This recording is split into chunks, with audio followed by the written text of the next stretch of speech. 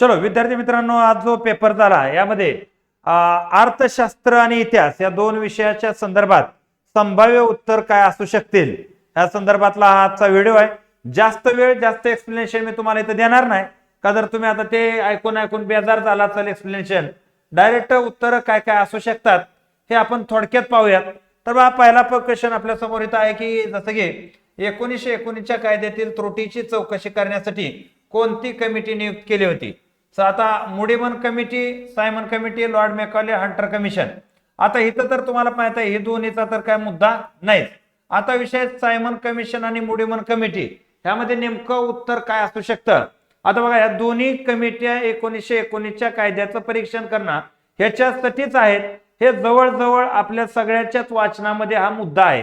परंतु आता इथं जर आपण बघितलं तर 1919च्या कायद्याचं या ठिकाणी डायरेक्ट परीक्षण करायला मुडीमन आलं होतं आणि मुडीमननं केलेलं परीक्षण आणि पुढे भारतासाठी काय लावता येतोय कायदा ह्याच्यासाठी सायमन आलेला होता। आता या प्रश्नामध्ये अशा लेवलनं गेलं तर इथं उत्तर अ हे बरोबर यायला पाहिजे। तसं ब सुद्धा आयोग उत्तर देऊ शकते, काय प्रॉब्लेम नाही बरोबर। परंतु जर एकंदरीत इतिहासाच्या सिक्वेन्स नुसार गेलं तर हे मुडीमनचं उत्तर जे आहे हे बरोबर यायला हवं। आता पुढचा प्रश्न जर आपण पाहायचा झाला तर पुढचा प्रश्न बघा की लॉर्ड हार्डिंगचा जो कालावधी आहे 1844 ते 1848, तर या कालावधीमध्ये एक महत्वाचं युद्ध झालं होतं। आता हे युद्ध आपल्याला माहित आहे की या युद्धामध्ये एकमेव जे राज्य वाचलं होतं राजा रणजित सिंगाचं, हे रणजित सिंगाच्या मृत्यूनंतर म्हणजे 1840 नंतर ब्रिटिशांनी कॅप्चर करायचा हळूहळू निर्णय घेतला आणि त्यामध्ये घडलं इंग्रज शीख युद्ध। काय घडलं होतं? इंग्रज शीख युद्ध। आता पुढचा प्रश्न जर आपण पाहायचा झाला तर कायमधारा महसूल पद्धत हे कोणत्या वर्गाला अधिक फायद्याची ठरलेली होती? शेतकरी। शेतकरी यामध्ये जमिनीचा मालकच नव्हता, त्याच्यामुळे याच्यासाठी फायद्याची नव्हती। जमीनदाराला याचा प्रचंड फायदा झाला। कारखानदार हा मुद्दा भारतामध्ये एवढा विकसित नाही झाला त्यावेळेस। कारागीर वर्ग या ठिकाणी आपण पाहतो 12 बलुतेदार सिस्टम उद्भवत झाल्यामुळं तोही ऑटोमॅटिक उद्भवत झालेला होता। त्याच्यामुळं हे जो फायदा आहे तो करेक्ट, फक्त ब हे विधान इथं अचूक बरोबर राहील। आता पुढचा जर प्रश्न पाहायचा झाला तर खालीलपैकी कोणता वृत्तपत्र आणि साहित्याशी लाला लजपतराय यांचा संबंध नाही? बाप, क्वेश्चन काय विचारलाय? संबंध नाही। ते पंजाबी वृत्तपत्र प्रकाशित केलं, यस त्यांनी केलेलं आहे, यामध्ये काही डाऊट नाही। त्यांनी यंग इंडियाचं लेखन केलं ग्रंथ, यस त्यामध्ये काही डाऊट नाही। यंग इंडिया वृत्तपत्र वेगळं आणि यंग इंडिया ग्रंथ वेगळा आहे। ग्रंथ लाला लजपतराय। वंदे मातरम या वृत्तपत्रातून पॅसिव्ह रेजिस्टन्स थेअरीचा अभ्यास केला नाही, याचं उत्तर अरविंद घोष यांनी केलेलं आहे। त्याच्यामुळं हा पर्याय लाला लजपतराय यांच्याशी संबंधित नाही। पॉलिटिकल फ्युचर ऑफ इंडिया ग्रंथाचे लेखन केले। आता यामध्ये जर आपण पाहायचं झालं तर पॉलिटिकल फ्युचर ऑफ इंडिया ह्या ग्रंथाचे त्यांनी लेखन केलं। आता यामध्ये जर एकंदरीत तर इथंही त्यांचा विशेष तत्वानं असा काय आपल्याला संबंध आलेला पाहायला मिळत नाही।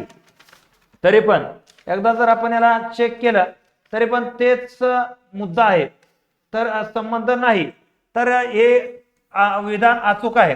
तर संबंध नाही मध्ये जर आपण पाहायचं झालं तर हे एकमेव उत्तर केवळ क हे उत्तर इथं लागू होते। केवळ क याच्याशी त्यांचा संबंध नाही, बाकी तिन्ही गोष्टीशी संबंध आहे। पुढचा क्वेश्चन जर पाहायचा झाला खालील वर्णनावरून समाज सुधारक ओळखा।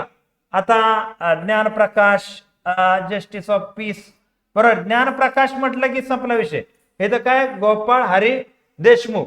आता पुढचे पर्यायही वाचायची गरज नाही की संगीत विषयाची आवड वगैरे काय नाही। ज्ञानप्रकाश मराठी वृत्तपत्र म्हटलं की आपल्याला ऑटोमॅटिक हे उत्तर जे आहे हे उत्तर आठवलंच पाहिजे। आता बघा यामध्ये काय असतं तुम्हाला सांगतो की असे काय क्वेश्चन जे आहेत हे क्वेश्चन विद्यार्थ्यांना बऱ्यापैकी कन्फ्यूज मध्ये टाकणारे क्वेश्चन आहेत। असे इतिहासामध्ये फारसे काय मला पाहायला मिळालेले नाहीत। आता इथं एक हा थोडासा विद्यार्थ्याला विचार करायला लावणारा क्वेश्चन आहे। आता बघा, ज्याचा पेपरच घेतलाय त्यानंच उत्तर काय दिले? शारदा सदन आर्य महिला समाजाच्या स्त्री उद्धार कार्यात त्या सक्रिय होत्या। आता बघा, याच्या संस्थापक पंडिता रमाबाई, बरोबर आहे. हे संस्थापक विचारलं असतं तर ठीक होतं ना. आता या सक्रिय होत्या, म्हणजे इथं दोन्ही उत्तर रमाबाई रानडे, पंडिता रमाबाई इथपर्यंत ठीक आहे. आता 1913 मध्ये समाजसेवेसाठी त्यांना कैसरे हिंद किताब मिळाला. आता दोघांनाही कैसरे हिंद किताब मिळालेला आहे. आता इथे कन्फ्युजन आहे. आता 1894 साली हिंदू लेडीज सोशल क्लबची स्थापना केली. आता उत्तर काय झालं? रमाबाई रानडे. ठाकरसी टाटा कुटुंबियाने त्यांच्या स्त्री उद्धार कार्याला आर्थिक पाठबळ वगैरे दिलं.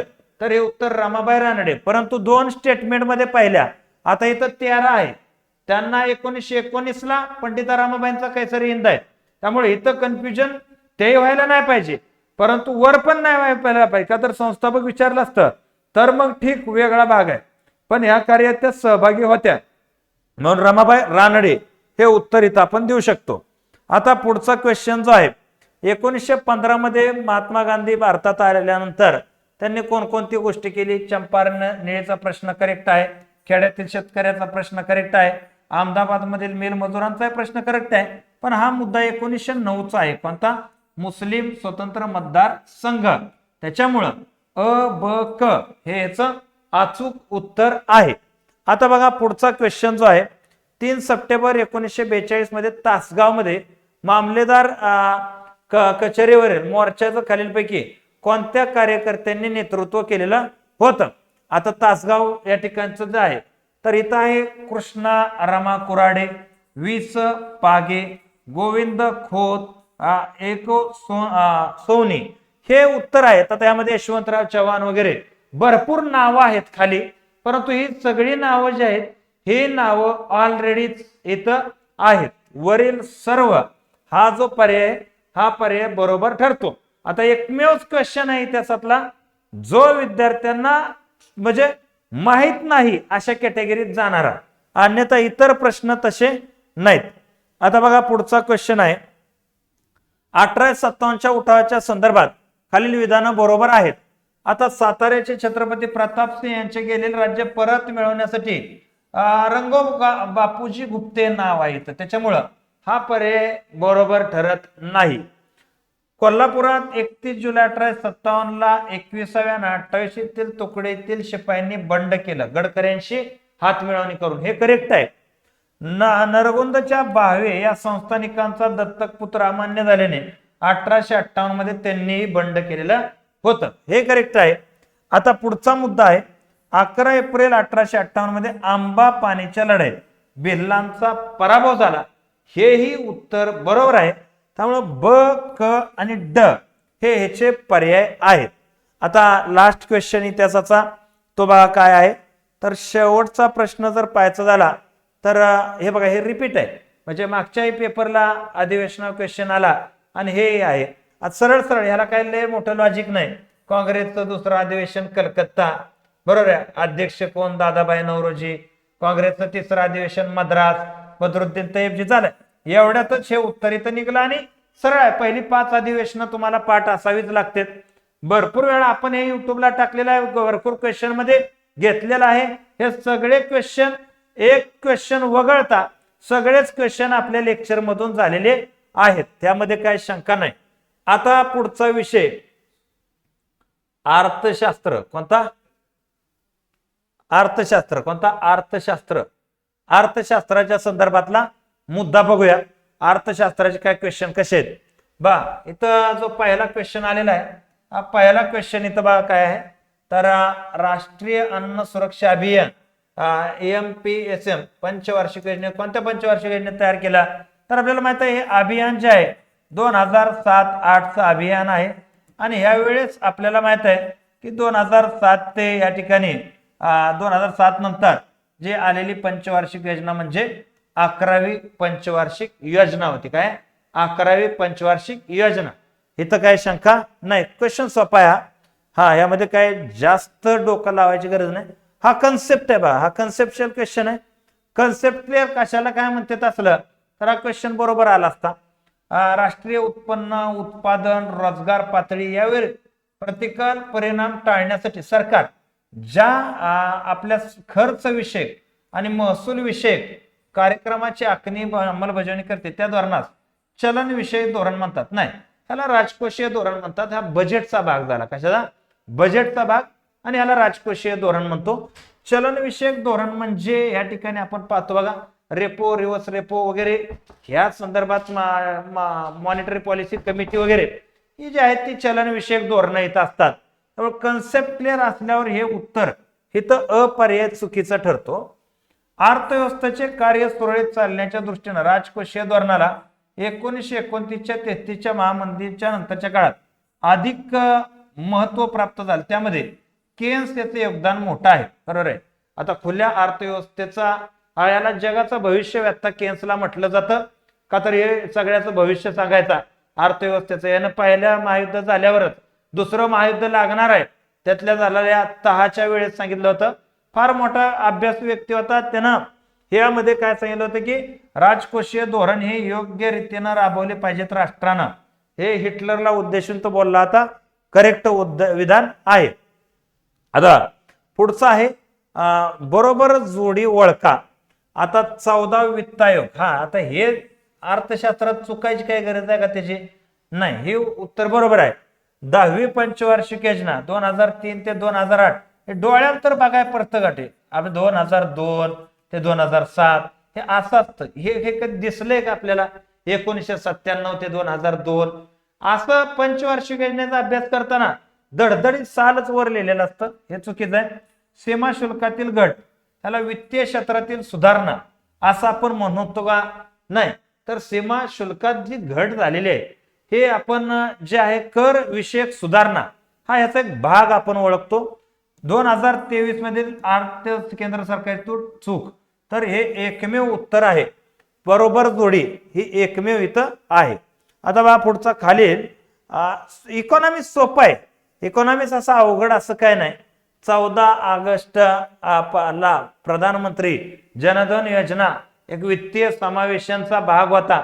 आणि त्यामध्ये काय केलं होतं? ओव्हरड्राफ्ट मर्यादा वाढवली होती. म्हणजे एक सुधारणा केली होती. त्याचा पहिला टप्पा, दुसरा टप्पा त्यामध्ये एक सुधारणा केली. ओव्हरड्राफ्ट मर्यादा वाढवली. विमा संरक्षण कमी केले. हे बघ, कमी काय केलं म्हणलं की नव्हे, ओव्हरड्राफ्ट मर्यादा कमी केली. ओव्हरड्राफ्ट 5,000 आणि 10,000 केलता. मर्यादा वाढवली, पण विमा संरक्षण पण वाढवलं. 1 लाख होतं 2 लाखावर नेलं होतं. आणि वयोमर्यादाही वाढवलेली होती. त्यामुळे ह्याचं उत्तर जे आहे हे उत्तर इथं करेक्ट आहे. पुढं 1991 मध्ये नरसिंहन समितीची स्थापना कशा संदर्भात झाली? नरसिंहन समिती ही जी स्थापना झालेली होती बँकिंग क्षेत्रात सुधारणा करण्यासाठी झालेली होती. आणि बँकिंग क्षेत्रातील सुधारणा म्हणलं की वस्तू बाजारातील सुधारणा असतील का? नाही. रुपयाच्या परिवर्तनेचा काय संबंध असेल का? नाही. औद्योगिक आजारपणाचा काय संबंध? नाही. याला आपण वित्त विषयक सुधारणा असं आपण म्हणतो. आता सरकारनं 2016 मध्ये राजकीय जबाबदारी आणि अर्थसंकल्प व्यवस्थापन फिस्कल रिस्पॉन्सिबिलिटी बजेट मॅनेजमेंट कायद्याचा आढावा घेण्यासाठी टिंब यांच्या अध्यक्षतेखाली 5 सदस्यांची नियुक्ती केली. आता इथं बघा सरळ आहे. LK काय संबंध आहे का? राजा चेलेया कर विषयक समिती, नरसिंह समिती ही तुम्हाला इथं आता कळाली. तर हे आपल्याला माहित आहे की विजय केळकर समितीनं FRBM कायदा जो 2003 मध्ये शिफारस केलेला होता. तर त्यामध्ये 2016ला सुधारण्यासाठी NK सिंग यांच्या नेतृत्वाखाली 5 सदस्यीय कमिटीची नियुक्ती केलेली होती. आता बघा नीती आयोगाची स्थापना. आता हे काय, ह्याला काय अभ्यासाची गरज आहे का? की नीती आयोगाच्या स्थापनेला दारिद्र्य रेषेच्या व्याख्येचं स्पष्टीकरण कोणी केलं? तेंडुलकर समिती. करेक्ट. आपल्याला MRP बरोबर आहे. आपण पाहतो की MMRP ह्या ज्या गोष्टी आहेत म्हणजे अन्न हा घटक काढून त्याच्या पुढे ज्या वस्तू ऍड केलेल्या होत्या तर त्यामध्ये आपण पाहतो तेंडुलकर समिती पण होती आणि त्याच्या बाजूवर एक्स्ट्रा वस्तू वाढवण्यासाठी रंगराजन समिती पण होती. विजय केळकर समिती कर विषयक आणि राजकोषीय सुधारणाविषयी समिती होती. मल्होत्रा समितीचा इथं काय विशेष संबंध नाही. आणि ब ह्याचं अचूक उत्तर आहे. पुढचा प्रश्न आहे की 1948चं औद्योगिक धोरण भारतातलं पहिलं धोरण होतं. मिश्र अर्थव्यवस्थेचा स्वीकार केला होता, यामध्ये काही डाऊट नाही. 1948च्या मिश्र अर्थव्यवस्थेत औद्योगिक धोरणापेक्षा 1956च्या औद्योगिक धोरणात सार्वजनिक क्षेत्रातील उद्योगांना विकासाला अधिक महत्व, बरोबर आहे. 1955ला आपण समाजवाद स्वीकारलेला होता, त्यामुळे हेही विधान बरोबर. हेही 1991च्या धोरणानुसार सार्वजनिक क्षेत्रात फक्त 17 उद्योग राखून दिले होते. ते 1956च्या धोरणात होते बघा 17 उद्योग. 91ला हे उद्योगाची संख्या 8 केली. आजच्या डेटला 2च आहेत, एक ॲटॉमिक रिसर्च अँड स्पेस, बाकी सगळे उद्योग आता प्रायव्हेट. LIC सुद्धा प्रायव्हेट आणि रेल्वे सुद्धा प्रायव्हेटायझेशन झालेलं आहे. पुढचा क्वेश्चन जो आहे, राष्ट्रीय लोकसंख्या धोरण 2000 च्या उद्दिष्टात काय काय समाविष्ट आहे. पहिलं, स्थूल प्रजनन दर घटवणं 2.1 वरती हा आणणं होतं, यात काही डाऊट नाही. 2045 पर्यंत लोकसंख्या स्थिर करणं हे पण आहेच. स्त्री पुरुष लिंग समानता आणणं. आता बघा यामध्ये कसं असतं तुम्हाला सांगतो, लिंग समानता आणणं आता हे धोरणात कुठं म्हणजे उद्दिष्टात टाकलं नाही, म्हणजे जे उद्दिष्ट आहेत त्या टाकले नाही. त्यात टार्गेट होते काय की 2010 पर्यंत काय करायचं, 25 पर्यंत काय करायचं, ते टार्गेटमध्ये टाकले होते 2010 पर्यंत. पण आता ह्याचं करायचं काय, बरं इतकं बारकाईनं आपलं पेपरमध्ये वाचन नसतं. इथं बोलाय मला सोपं आहे, पेपरमध्ये कसं लॉजिक लावणार हा मोठा प्रश्न आहे.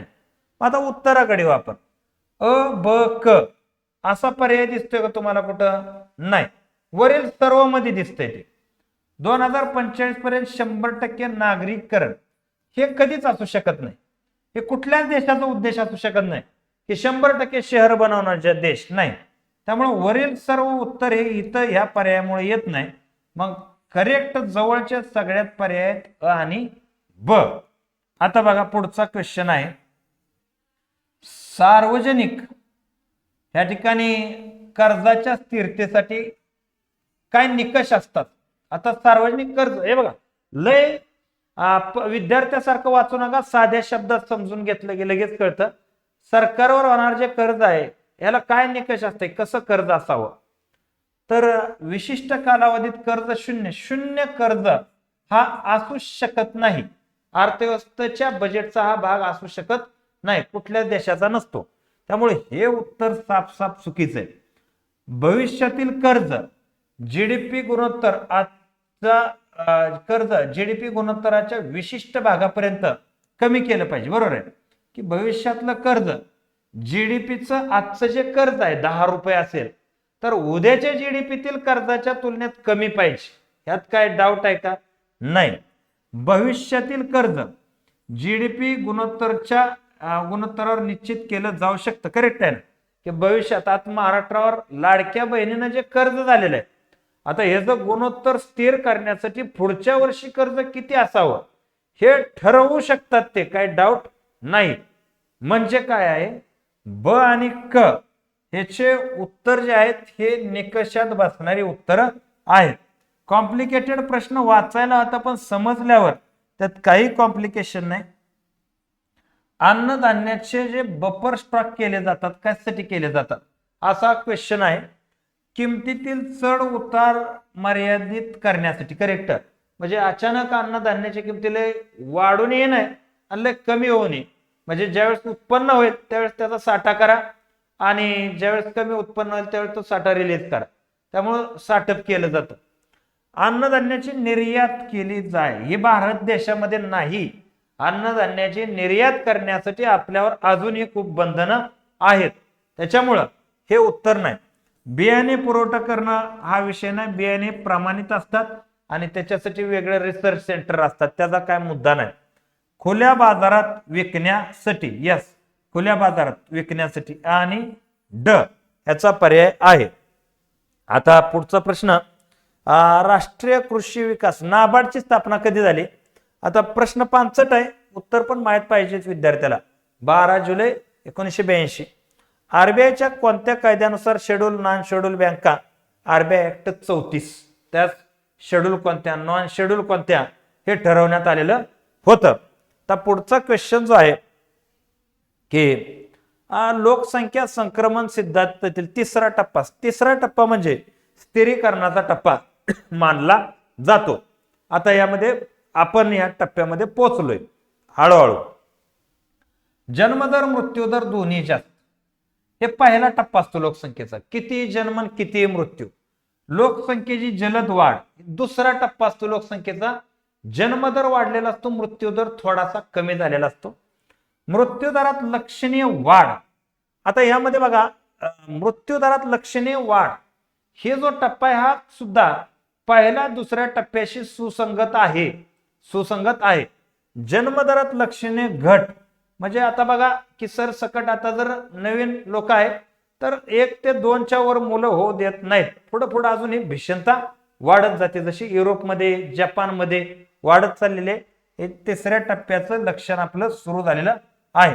त्याच्यामुळं उत्तर आहे फक्त ड. आता हे तसं करंट अफेअरचा क्वेश्चन आहे.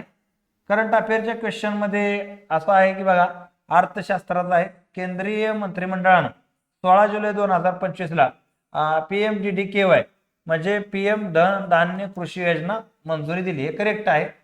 ही योजना 200 कृषी जिल्ह्यांना नाही, इथं 100 जिल्ह्यांसाठी ही योजना आहे. आणि त्याच्यामुळं ह्यामधलं कथन हे योग्य ठरतं. सामाजिक विकासाची दुसरी जागतिक परिषद दोहा कथन. ओके, ठीक आहे, हे लक्षात आलं असावं. बघा टॅली करा. तसं आन्सर की सांगणं याच्या पाठीमागचा माझा उद्देश की बाबा सध्या आचारसंहितेत आन्सर की लवकर येत नाही आणि त्याच्यामुळे तुमच्या अभ्यासाच्या प्लॅनिंगला हे सोपं जाण्यासाठी मेन्स करू का नको का, तर हे अशी उत्तर संभाव्यता असण्याची शक्यता आहे. 1-2 प्रश्न उत्तर इकडे तिकडं होऊ शकतात, त्यामध्ये काही डाऊट नाही. पण मॅक्सिमम तर काय चेंजेस होत नाहीत. तर या ठिकाणी मी थांबतो. जय हिंद, जय महाराष्ट्र.